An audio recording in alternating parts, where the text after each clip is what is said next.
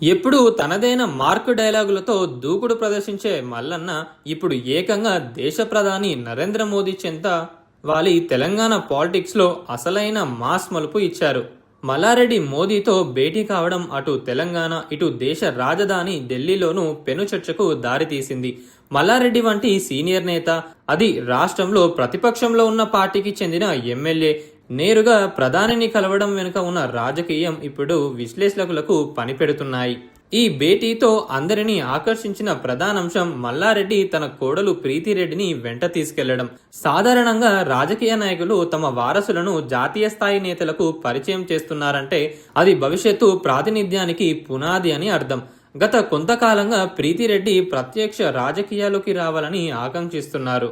ముఖ్యంగా పార్లమెంటు ఎన్నికల్లో పోటీ చేయాలనే తన కోరికను ఆమె గతంలోనే బహిరంగంగా చెప్పారు. ఇప్పుడు ప్రధాని మోదీతో భేటీ ద్వారా ఆమెను బీజేపీ తరపున ఎంపీ అభ్యర్థిగా బరిలోకి దింపే దిశగా మల్లారెడ్డి పావులు కదుపుతున్నట్లు స్పష్టమవుతోంది. తెలంగాణలో అధికార మార్పిడి జరిగిన తర్వాత బీఆర్ఎస్ లో ఒక విధమైన సందిగ్ధత నెలకొంది. పార్టీలోని కీలక నేతలు తమ రాజకీయ భవిష్యత్తు కోసం ప్రత్యామ్నాయాలు వెతుక్కుంటున్నారు. మల్లారెడ్డికి మేడ్చల్, మల్కాజిగిరి పరిసర ప్రాంతాల్లో బలమైన ఆర్థిక, సామాజిక పట్టు ఉంది.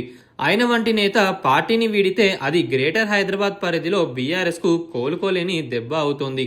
అయితే బీఆర్ఎస్ శ్రేణులు దీనిని మర్యాదపూర్వక భేటీగానే అభివర్ణిస్తున్నప్పటికీ రాజకీయాల్లో అకస్మాత్తు మర్యాదలు ఉండవనేది జగమెరిగిన సత్యం. మరోవైపు తెలంగాణలో పాగా వేయాలని చూస్తున్న భారతీయ జనతా పార్టీకి మల్లారెడ్డి వంటి మాస్ ఇమేజ్ ఉన్న నేతలు అవసరం. ఆర్థిక వనరులు, విద్యా సంస్థలు, నెట్వర్క్ ఉన్న మల్లారెడ్డి కుటుంబం బీజేపీలోకి వస్తే అది పార్టీకి అదనపు బలాన్ని ఇస్తుంది. బండి సంజయ్తో ప్రీతిరెడ్డి గతంలో జరిపిన భేటీని, ఇప్పుడు మోదీ భేటీని కలిపి చూస్తే మల్లారెడ్డి కుటుంబం కమల తీర్థం పుచ్చుకోవడానికి ముహూర్తం ఖరారైనట్లే కనిపిస్తోంది.